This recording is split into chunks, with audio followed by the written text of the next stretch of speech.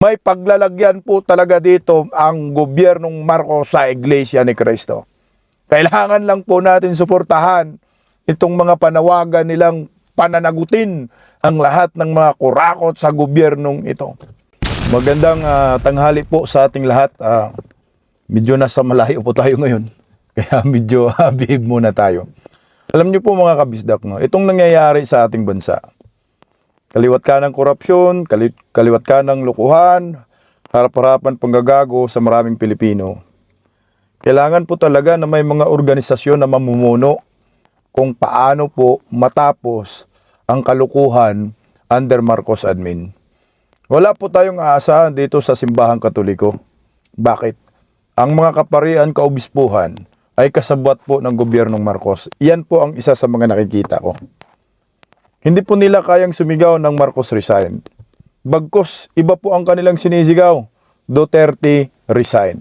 Isang kalukuhan po na napanawagan ng mga yan. Mantakin nyo, ang may kasalanan ay itong gobyernong Marcos. Yung mga kaliwat kanang Ghost Projects Flood Control, ang sinisisi ay ang mga Duterte. Isang kahibangan po yan. Pero ito, isang nakakatuwa po, lalo na po yung, yung Iglesia ni Cristo ngayon, na lumalabas po sila at hindi ho sila natatakot maglabas ng kanilang sentimiento sa totoong nangyayari sa bansang ito. Maliwanag po yung pangungurakot ng gobyernong Marcos. Hindi pwede itong pagtakpan. Alam po ito ng maraming Pilipino. Ang problema, meron talagang ibang grupo kagaya ng Dilawan, mga kaliwang grupo, no? Nga Pinklawan, pilit nila nililihis ang totoong kwento ng paglilimas sa kaba ng bayan na kung sino ang totoong mastermind. Ang mastermind po ay nandyan na, nakikita na po natin. Magpinsan. Nakaupo ngayon sa palasyo. Yan po ang mastermind sila. Pero ang ibang mga Pilipino, nililito lang nila ang sitwasyon. Lalo na po, yung mga senador diyan sa Senado at lalo na itong si Panfilo Lacson, Senate Blue Ribbon Committee Chairman. Takot na takot kay Bongbong Marcos, takot kay Martin Romualdez na ang lumalabas, nagmistulang mga protektor ng mga hinayupak na mga kurakot. Ngayon, lumabas itong 18 dating empleyado ni Saldico na sila ay tinaguri ang mga delivery man ng mga mali-malitang pera na dati nang siniwalat ni Orly Gutisa na hindi naman pinaniniwalaan itong si Panfilo Lacson dahil wala daw nagka-corroborate. Ngayon ito na, meron nang nagko-corroborate. Umamin na ho sila. 18. Yung iba dyan, I think 16 na ex-Marines at question pa yung pagiging ex-Marines ni Panfilo Lacson. Ano po ang patutunguhan ng bansang ito kung walang mga tao or walang mga organisasyon na magsasalita para po sa lahat ng maraming Pilipino at tatayo para sa katotohanan? Medyo malayo po tayo ngayon. Magandang tanghali po sa ating lahat. Palike po muna, pa-share, pa-subscribe at pakipindot po ang inyong notification bell para lagi po kayong updated sa ating mga video. Ito, ginalaw na po muli ang baso ng Iglesia ni Cristo. Muli po silang nananawagan dito sa gobyernong Marcos na dapat resolbahin na po ang kaliwat kanang korupsyon at tumbukin na ang totoong mastermind. Kaso nga lang, paano po matumbok ang mastermind? Kung sila po ang mastermind na nakaupo ngayon sa Palasyo de Polvoron. Kaya naman, ito na naman po sila. Alam natin na kaya po ng Iglesia ni Cristo gawa ng mga kilos protesta, palaban po sa mga kurakot na patunayan na po nila yan. At ano ba nga ba ang relevance ng Iglesia ni Cristo sa bansang ito? Malawak po ang impluensya, malawak, marami po silang mga miyembro at pag nakikita po natin, pag ito sila'y kumilos, sabay-sabay po ito. Talagang meron silang isang sagwan, may isang bangka po sila. Pag ano po ang sinasabi ng kanilang pinuno na si Eduardo Manalo, lahat yan ay susunod. Kaya ito kagahapon, naglabas na po ng statement ang Iglesia ni Cristo tungkol ngayon sa mga bagong witnesses na lumabas na tinuturo si Bongbong Marcos, iba pang senador, kongresista at executive official na na dinideliveran po sila ng mali-malitang pera. Ang dami pong involved dito sa pagde-deliver ng mali-malitang pera. Pakinggan po natin muna ang Iglesia ni Cristo. Payagan po ninyo na iparinig ko sa inyo ang pahayag ng Iglesia ni Cristo. Mula nang magsagawa ng Rally for Transparency, Accountability, Justice, and Peace ang Iglesia ni Cristo noong November 16 to 17, 2025, patuloy kaming naghihintay kung paano tutugunan ng gobyerno ang malawak na katiwalian na naganap sa ating bansa. Mahigit 3 buwan na ang lumipas, subalit wala pa ring natatanaw ang mga mamamayan na kalutasan sa napakalaking pangungulimbat sa kaban ng bayan. At sa halip ng mga salarin ang hanapin at usigin, ay ang mga nagbibigay ng impormasyon at tumitestigo laban sa kanila ang kinakasuhan at ginigipit. Kung kaya't hanggang ngayon, ay hindi pa natutunton ang sinasabing mahigit na 1 trilyong piso na inilaan sa mga flood control projects at iba pang pagawaing bayan. Sapagkat, ang hinahanap ng mga dapat mag-imbestiga ay ang mga pangyayaring maaaring magamit para mailihis sa iba't ibang issue ang problemang ito. Hinihintay ng mga Pilipino ang sinasabi ng Senate Blue Ribbon Committee Chairman na we will go where the evidence lead us. Ngayong may mga lumalabas na pahayag na mula sa mga sangkot, kabilang ang umano'y nagpadala ng mali-maletang pera. At kamakailan lang ay pinatunayan ng mga dating sundalo na umaming sila ang naghatid ng mga ito. Bakit tila walang malinaw na hakbang upang palawakin pa at tapusin ang investigasyon? Anong ebidensya pa kaya ang hinihintay upang seryosohing tuntunin ang mga mastermind sa katiwaliang ito? May mga pahayag din na ang paglitaw ng mga dating sundalo ay bahagi ng isang destabilization plot.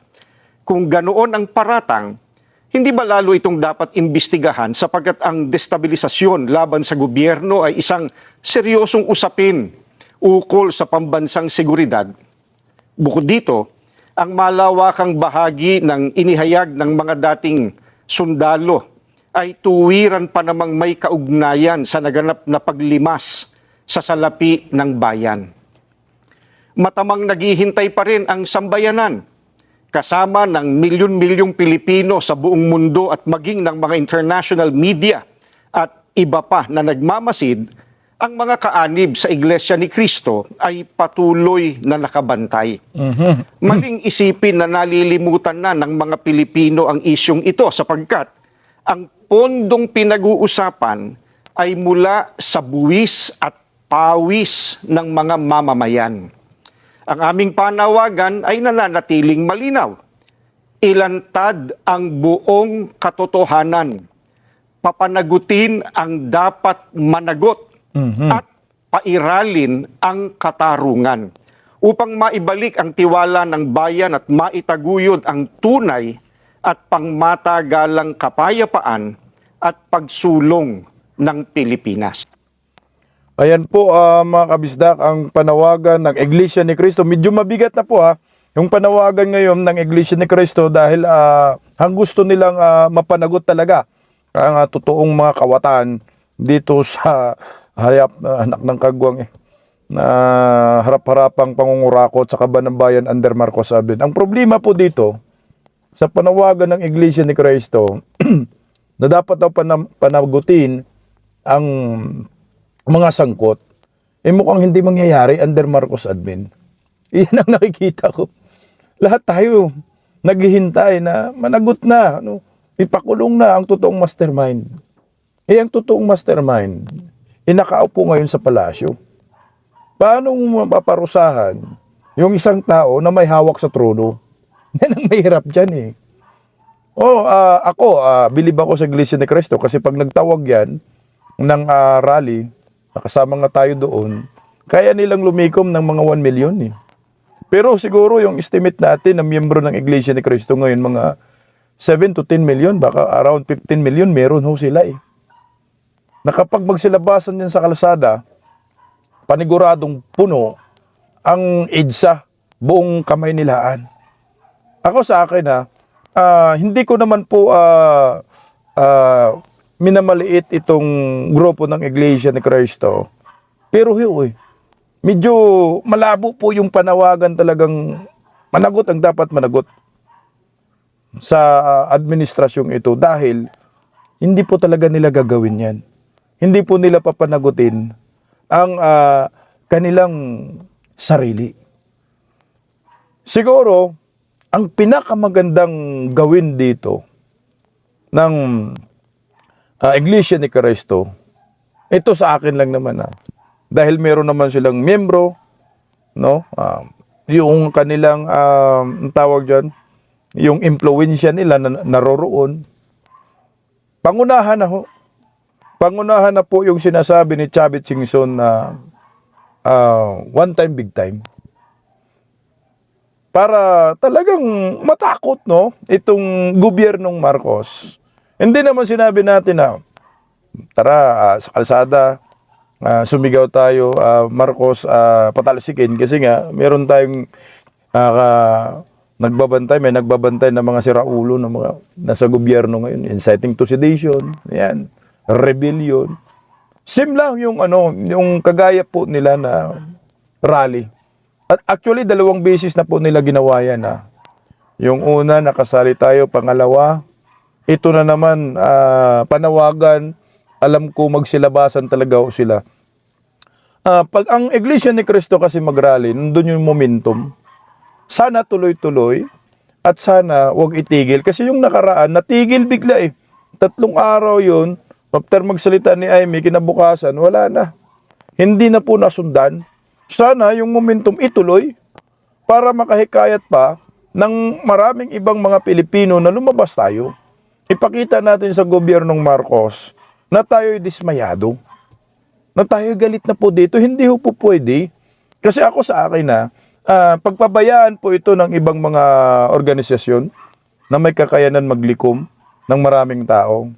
Wala. Ang Pilipinas ay babagsak. Wala po tayong aasahan dito sa iglesia, sa Katoliko, sa mga kaparian, kaobispuhan, wala po tayong maasahan dyan. Ang tanging pag-asa natin, itong grupo ng INC, magsanib pwersa sa GIL, KOJC, at iba pang mga organisasyon, mga religious organization.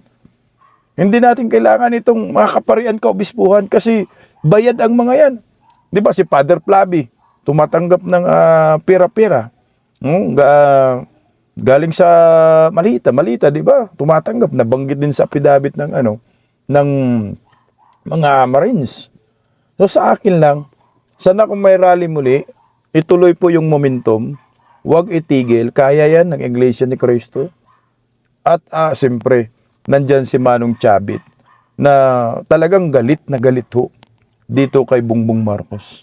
Alam po ito ng maraming Pilipino, kahit taga-Norte ka, alam po ng maraming Pilipino kung ano ngayon ang nangyayari sa ating bansa, kung paano tayo niloko, kung paano tayo ginago ng gobyerno ito. Siraulo na lang ang mga Pilipino na hanggang ngayon hindi pa rin nila alam ano nga ba ang direksyon ni Bongbong Marcos bilang isang presidente.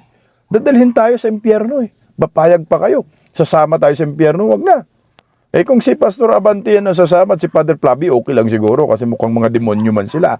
Pero tayo, mga malabo.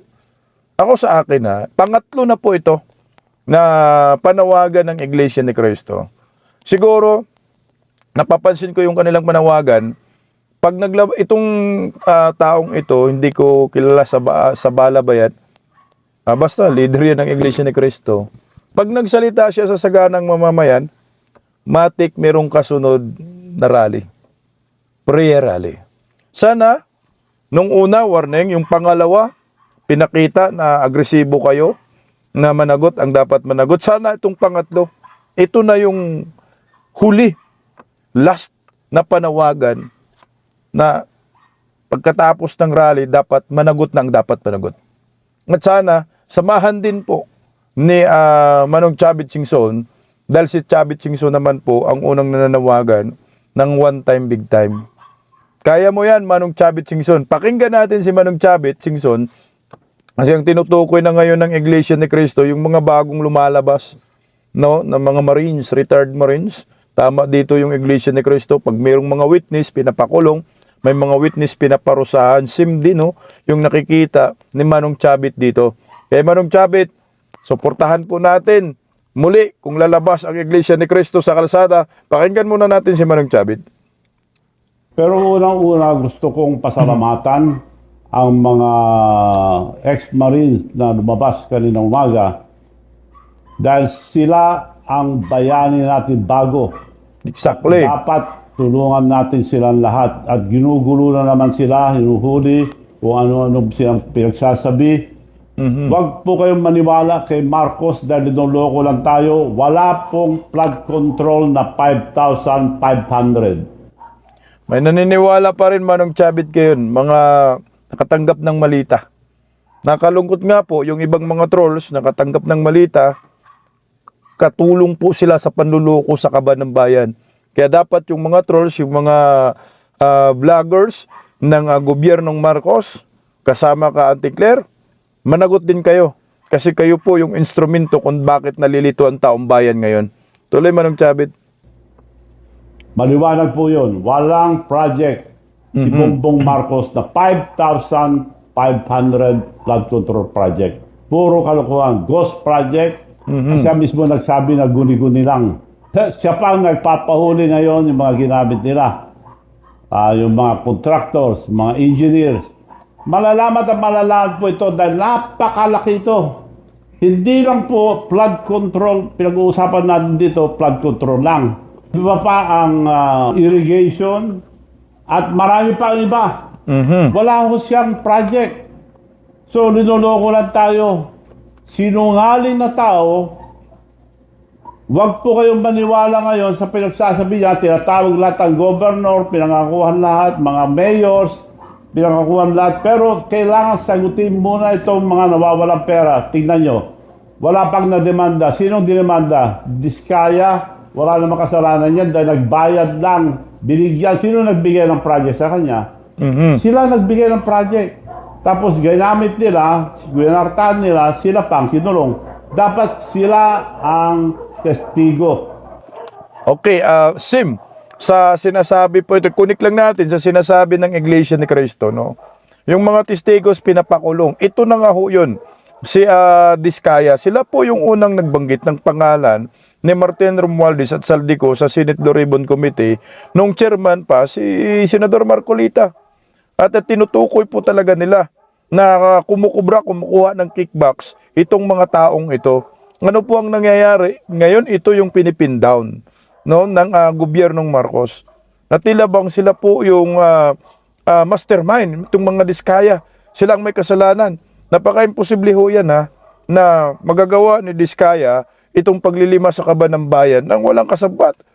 Kaya pag nilawakan mo lang siguro, no, yung isip mo, napaka-imposible na yung pera ng bayan ay kayang maniobrahin ng pamilyang Diskaya. Yan lang ho. Alam na po natin yan.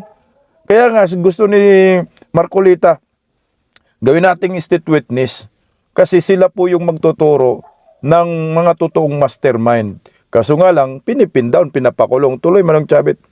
At tingnan nyo po, dalawang mag-asawa kinulong na. Pero dapat sila nakakaalam lahat yung mga binigyan ng pera.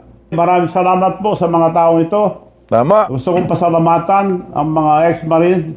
Ang balita ko, mahigit 200 taong ginamit magbuhat ng mga maleta pero mag-deliver sa iba-ibang tao. At 200 tao. So 200 katao na nagde-deliver ng mali-malitang pera. So ngayon yung lumabas ngayon, 18 pa lang. So 19 kasama si Orly Gutisa. So mayroon pang 100 plus na mga delivery man, mga bagman ni Bongbong Marcos, anak ng kagwang, lumabas na po kayo. Tuloy oh. sa susunod, sasabihin ko yung mga ibang na-deliveran. Halos lahat. Pero karamihan kay Bongbong Marcos. Siya ang gumawa lahat to, siya nagbibigay, siya kasabwat, siya mastermind. Kaya mga kababayan, magising po tayo, wag tayong pabudol at intindihin natin mabuti itong bago nangyari. Mga bayani po ito, mga 18 at yung mga susunod pang lalabas, yan ang tunay na bayani ngayon dahil silang sasalba sa ating bansa. Wala na po mangyayari sa ating bansa kung walang lalabas na ganito. So nakikiusap po ako, hindi ko kayo kilala pero saludo po ako sa inyo. Magpapasalamat ako. At sa lahat ng lalabas pa, kayo ang bagong bayani. Hindi namin magagawa po ito kung wala kayo. So tulong-tulong po tayo lahat para tulungan ang ating bansa dahil wala na po mangyayari. Mga matataas opisyal, involved lahat dito. Ito lang pinakamalaking katarantaduhan na ginawa ng gobyerno. Wala nang lalaki pa rito. Halos involved lahat ang nasa gobyerno.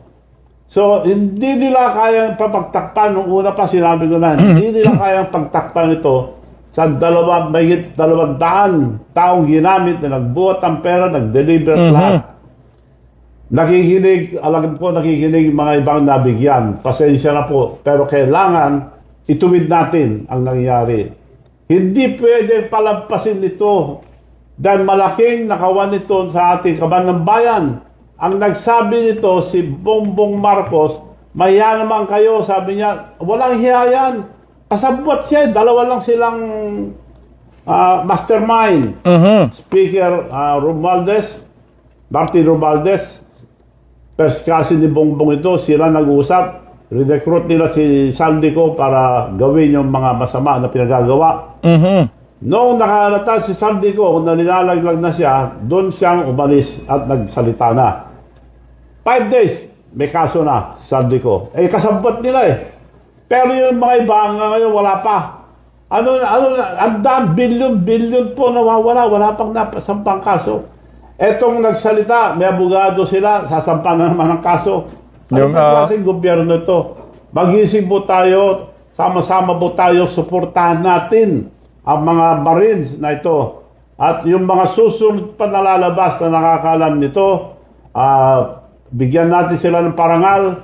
So ako mismo, nagpapasalamat po ako sa inyo sa tapang nyo lumabas at dapat lahat ng nakakalam nito, pati nabigyan ng pera, nakikiusap ako na magsalita na rin kayo dahil karamihan ang nawawalang pera na kay Bongbong Marcos pa rin at kay Martin Romualdez. Ayan, meron akong napansin kay Manong Chavit lang sa statement niya. Nung una, nasundan naman natin si Manong Chavit eh. Yung una, sabi niya, yung mastermind sa flood control, 3 sila. Sinabi niya nung una, Bongbong Marcos, si Romualdez at si Saldico. So ngayon, dalawa na lang. Ang mastermind si Bongbong Marcos at si Romualdez. Yun yung tinutukoy niya. So ngayon, anong partisipasyon ni Saldico nagamit? Ginawang instrumento ni Bongbong Marcos para ito yung magmaniobra sa mga pagkakapirahan, pagkakakurakutan. Ako tumama dito si Manong Chavit para sa akin. Exactly, Manong Chavit. Si Saldico talaga yung parang runner. Si Saldico yung timon, no? Ay siya yung parang yung nagmamanage ng sindikato, pero may pinakapuon sila. Sino yung puon nila? Si Bongbong at si Martin Romualdez. Kaya tama ka dito, Manong Chavit. Itong dalawang magpinsan ang magnanakaw, itong dalawang magpinsan ang mastermind na dapat sila ay makulong. Balik tayo doon sa sa ex-Marines, no. Mga 16, so 18 lahat na empleyado ni Saldico. Alam nyo po sa akin kasi, hindi po sa akin issue kung ikaw ay ex-Marines ba or hindi.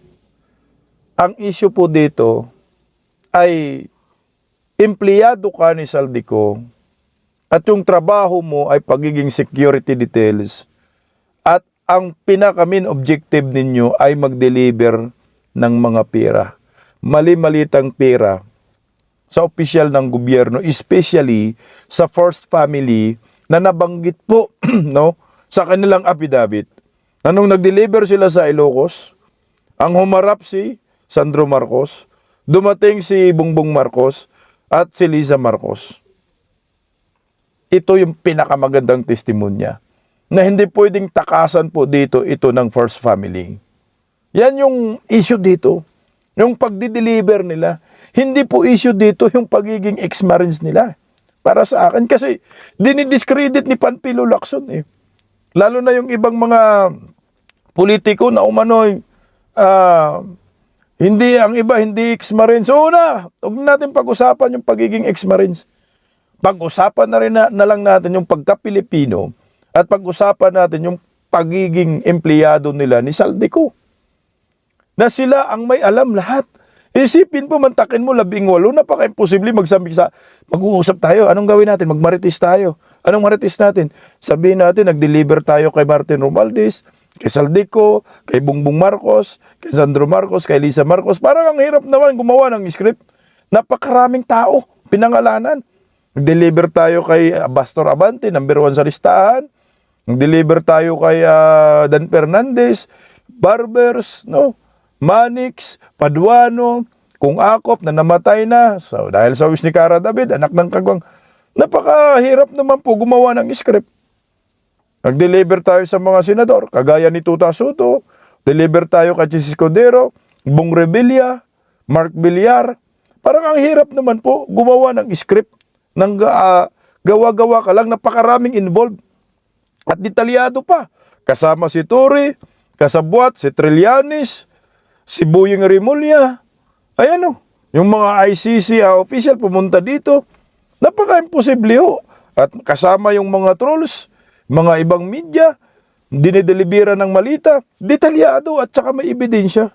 Sige, imagine guys, paano nyo po isip-isip lang, kung ikaw gumawa ka ng kasiraan, ganun kadaming tao. Siguro kung isang tao lang ang mabanggit, pwede siguro sabihin mo, naninira lamang to.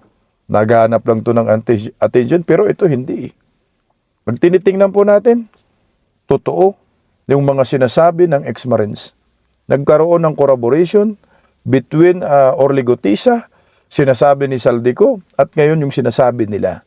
Alam mo, nalungkot nga po ako eh. Imbis itong si Panfilo Lacson, ang unang pupuri dito sa mga ex-marines, siya po yung unang bumanat. Siya pa yung gustong madiscredit ang kredibilidad ng ito. Lalo na po yung ibang mga marines, anak ng kamuti, kagaya nito, sarap sampalin, animal talaga. Oh. Kagaya po nito. Oh. Tingnan mo. Oh. Sabi ng hinayupak na ito, PH Marine Corps Chief, siya po yung chief pala ng Marines, blast ex-members following cash delivery claims. Alam mo sir, wala kang bayag eh. Ano ba ang trabaho nyo talaga? Di ba po para protektahan ng bayan, magserbisyo sa bayan? Bakit ba itong mga ex-marines ay binabatikos nyo kung ano yung mga sinasabi nyo? Sa totoo lang sir, ikaw chief ka ng marine, wala kang bayag. Wala kayang yagbuls. Mas may yagbuls pa yung mga retired marines na yun kumpara sa iyo. Alam mo kung sino dapat ang protektahan mo, sir? Protektahan mo ang taong bayan. Huwag mong protektahan yung mga kurakot sa bayan na naglilimas. Kasi napakaduda po yung mga statement ninyo eh. Bakit kayo ay kasama sa paninira dito sa mga may mga yagbuls na mga matatapang na mga ex-marines? Dapat ka magiging proud ka dyan eh. Ay salamat. Kahit retirado na sila, may pagmamahal pa rin sila sa bayan. Meron pa rin silang lakas ng loob na magsalita at isabi ang katotohanan. Dapat nga purihin mo ang mga yan eh. Mantakin mo, buhay kapalit yan. Buhay ng pamilya nila kapalit. Mga malalaking official ng gobyerno, yung pinangalanan. Lalo na po yung presidente ng Pilipinas, si Bongbong Marcos. Oh, first family, lahat binanggit po. Detalyado, deliveries. Oh, dapat nga, kanlungin natin ito para sa bayan.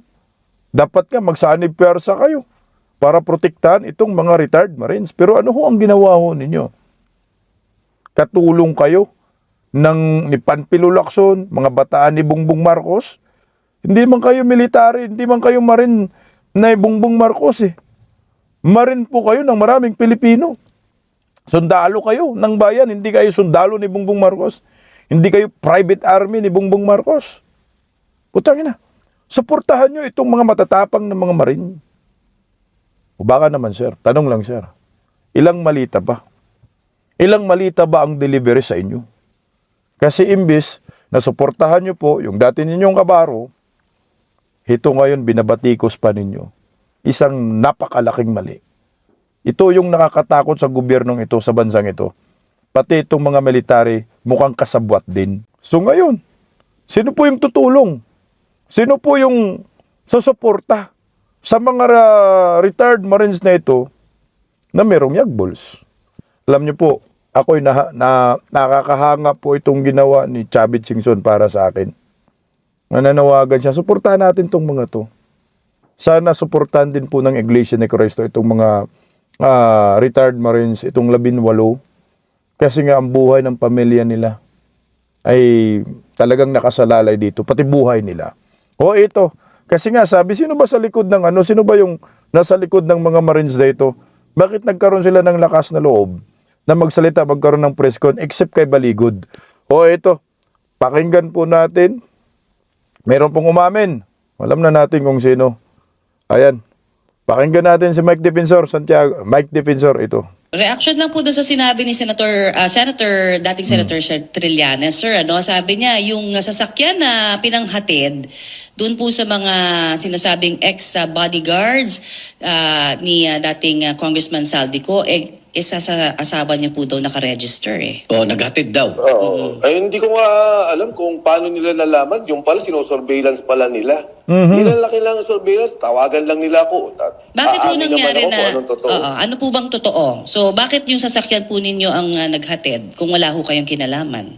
Ay, di, may kinalaman ako. Hindi ko natago. In fact, tumutulong ako dito sa mga taong to.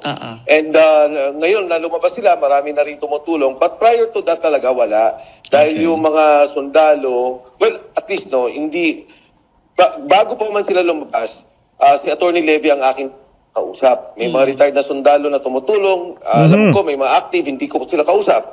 Wala akong connection sa kanila. Si Attorney Levy lamang. And ako talaga tumutulong. Ngayon at sa darating na panahon, aalalahin ko yung mga taong yan dahil yan ang nagsasabi ng katotohanan. At dapat nga gobyerno tumulong, sabi ni Presidente Marcos. Mahiya naman kayo, ipakulong lahat ng kurakot at imbestigahan yan. Ngayon na may nagsasalita, dapat nga gobyerno pa sumusuporta sa kanila.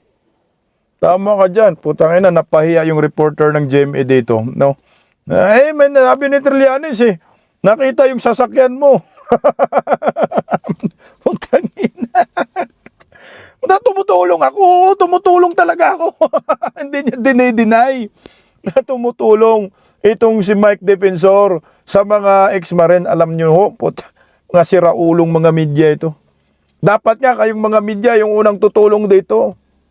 Tama, dapat gobyerno ang tutulong dito. Anak ng kamote, buti pa nga si Mike Defensor eh. Kahit wala na pong posisyon sa gobyerno yan eh, tumutulong sa mga taong gustong magsisiwala at sa katotohanan. At ituturo yung totoong mastermind eh. Alam mo ako sa akin, gobyerno ho talaga ito ang mag-aalaga, ang kakalinga at magtatago at mag-secured sa mga taong ito. Sila po ay mga whistleblower po. Kaya ang problema nga ho, nasa gobyerno. Yung kanilang ikinakanta ng mga mastermind. Yan yung mahirap dyan. Kaya kailangan po ng mga retired Marines na ito ng suporta galing sa maraming Pilipino. Kasi po, napaka malalaking tao yung binabangga ng mga ito. Hindi biro ito ha. Akala mo parang simpleng expo sila. Hindi. Buhay nila, buhay ng pamilya nila, buhay ng kamag-anak nila ang nakataya dito. Para sa akin, tama ka dito, Manong Chavit. Bayani ang mga to. Tingnan mo ha, si Mike Defensor, hindi naman niya tinanggi na siya yung mga tumulong. Kailangan naman talagang tulungan. Ako nga, kung mayroon pa akong capacity na tumulong sa mga yan, financially, bahay, sasakyan, ipagamit ko rin eh. Kasi gusto kong matapos ang kahibangan ng mga kurakot sa gobyernong ito. O ngayon, ano ang ating may tutulong? Dito sa pamamagitan ng social media natin, mga channel natin, mga pages, ibalita natin sa buong mundo na itong mga animal na mga nasa gobyerno, kinanta na po ng mga retired Marines. Kailangan ng suporta nila eh. Dapat nga, buong pamilya yan, mga anak yan, kamag-anak, i-secured natin. Lahat ng konektado sa kanila, mahal sa buhay nila eh. Huwag nating pabayaan. O ito, kagaya po ng taong ito. Sipin mo, tinamaan din siya, nabanggit din po siya sa affidavit ng mga ex-Marines. Sipin niyo po, ganun katindi po. Yung tapang ng mga retired Marines, may agbols, hindi kagaya dun sa chief nila, Marine, na walang kwenta. Malita. Ang sabi ni Anyo dyan, kung sino man yung nagsabi nun, sisiguraduhin ko, kakasuhan at makukulong siya. I won't allow anyone to smear my reputation that I have protected for many, many years. Alam mo, Anyo, wala ka ng reputasyon. Oo, sa panahon ni former President Duterte, meron kang reputasyon. Maayos kasi yung Duterte admin. Pero ngayon sa panahon ni Marcos at trinidor mo si former President Duterte, wala ka ng reputasyon, sir. Yan ang maliwanag, sir. Trilyon-trilyon piso ang pinag-uusapan, sir, dito. Kayo, mga dating mga militar, opisyal ng gobyerno ngayon, National Security Advisor, alam mo, sir, isang malaking kahihiyan po sa sinasabi mong reputasyon. Mali-malitang pera, sir, ang involved dito. Trilyon of piso. Kung ikaw, sir, wala kang kinalaman dito, anak ka ng kagwang ka, tumulong ka sa mga retired Marine, tumulong ka, matuko yung totoong sindikato na naglilimas ng trilyon-trilyon. Sipin mo yan, sir. Ikaw, National Security Advisor, hindi ba banta sa buhay ng maraming Pilipino itong paglilimas sa kaban ng bayan? Banta po yan, sir. Ito yung sinasabi ko po sa inyo. Ng Pilipinas, pag hindi po tayo magkaisa at walang organisasyon na lalabas, wala na.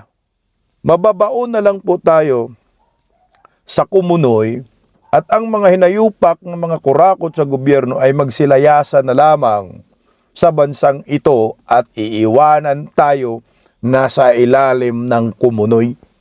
Kaya kailangan natin magkapit-bisig, suportahan ang panawagan ng Iglesia ni Cristo na managot ang mga kurakot, ipakulong ang dapat ipakulong. O sino ba ang dapat ipakulong? Yan, nakaupo sa Palacio de Polvoron, si Bungit. Lalo na po ngayon. Ang sabi ni Atty. Baligod, meron pa po silang ilalabas. Patay kayo dyan. Pakinggan po natin ito. So pagdating ng investigasyon, kung sino ang nag-deliver o nakakita, sila po yung magsasabi na kami ang nag-deliver dito sa particular na mambabatas o opisyal na ito. Ayun. Babasahin po natin yung kanilang sinumpaang salaysay. Ay meron tayong tinatawag na ultimate facts lamang ang sinabi natin dyan, no? To create a prima facie basis na mag-imbestiga ang ombudsman. At pag nag-imbestiga na ito, ay ibibigay namin yung karagdagang detalye. Sa ngayon ay tama na itong allegation natin na mag-imbestiga siya. Pagka nag-imbestiga siya, ay doon na natin ibibigay yung detalye ng mga bawat allegation doon. Okay. Halimbawa ay sinabi lang natin dyan na ang mga mambabatas na ito ay nakatanggap ng pera. So pagdating ng investigasyon, kung sino ang nag-deliver o nakakita, sila po yung magsasabi na kami ang nag-deliver dito sa particular na mambabatas o opisyal na ito. Ayun. Okay.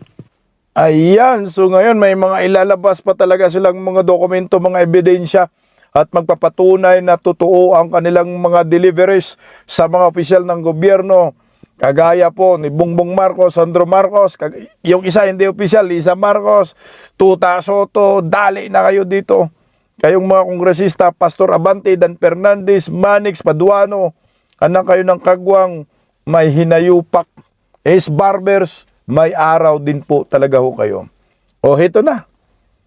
May paglalagyan po talaga dito ang gobyernong Marcos sa Iglesia ni Cristo.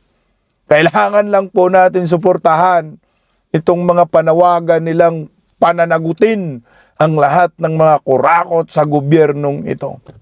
At dapat Manong Chavit, suportahan mo rin po sila kasi yung sinasabi mong one time, big time rally, hinihintay po namin. Oh, labas na po natin yan, Manong Chavit. At alam ko na magtagumpay ang maraming Pilipino sa labang ito. Ayan si Vice President Inday Sara, bungit, tinawanan ka na lang. Malapit na ang tinatawag na there will be a day of reckoning. Dahan-dahan na po gumagalaw ang baso ng Iglesia ni Cristo. At malamang sa malamang, sa nakikita ko, mukhang malabo talagang matatapos ni Bungit ang kanyang termino sa pagkapangulo. Yan ang nakikita ko. Lalo na ngayon, nagsibaliktaran na ang mga political party kagaya ng Inyope. Wala na silang pakialam sa impeachment labang kay Vice President Inday Sara Duterte. Gusto nila magiging safe ang kanilang political party kasi kung magpakatanga sila pagdating sa 2028 bagsak sila. Anyway, ganun talaga ang buhay. Parang gulong lang, weather lang. Kung ngayon ay ang mga Duterte pinapahirapan ng Marcoses, darating ang time si Bungit naman ang mahirapan. Tatay Digong, tanggap na rin ni Inday Sara kung anong mangyayari sa kanyang ama. Tayo din, nakokondisyon na rin tayo ni Inday Sara na alitan mangyari. Tuloy ang buhay. At kung mamatay man si Tatay Digong sa dahig, mamatay siyang hero. Kung makauwi man si Tatay Digong, galing sa dahig, buhay o patay, hero na po si former President Rodrigo Roa Duterte. At ang nagpapahero kay Tatay Digong, si Bongbong Marcos.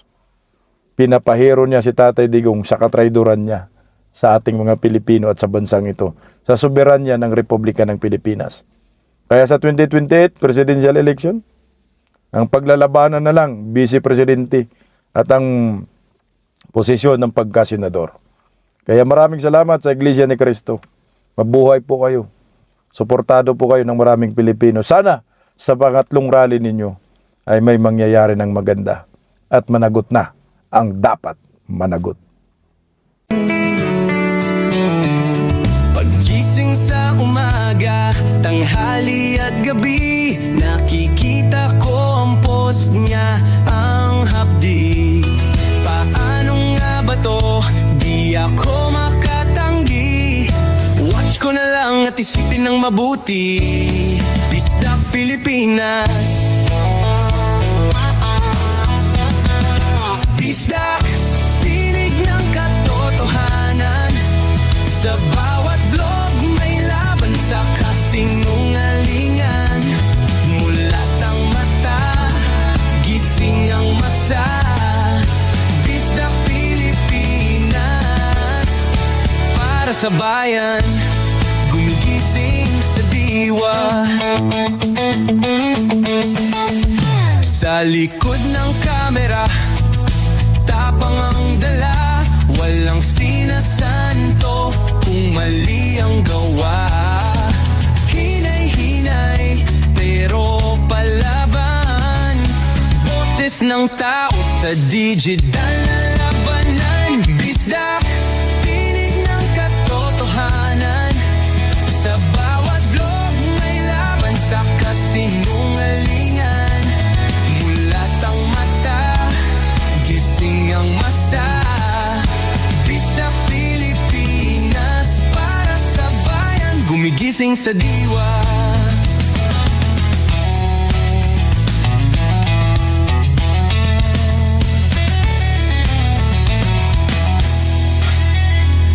Hindi artista, hindi politiko, pero ang katotohanan, sigaw niya ay buo.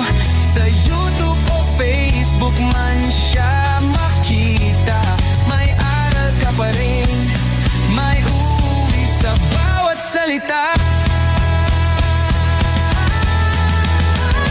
Bisdak, gising sa katotohanan, di lang kwento, kundi panawagan.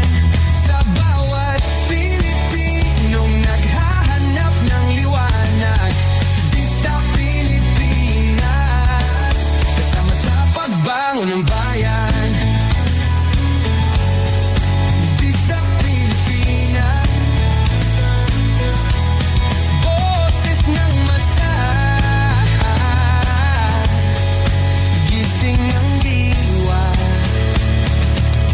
vlog mo may pag-asa.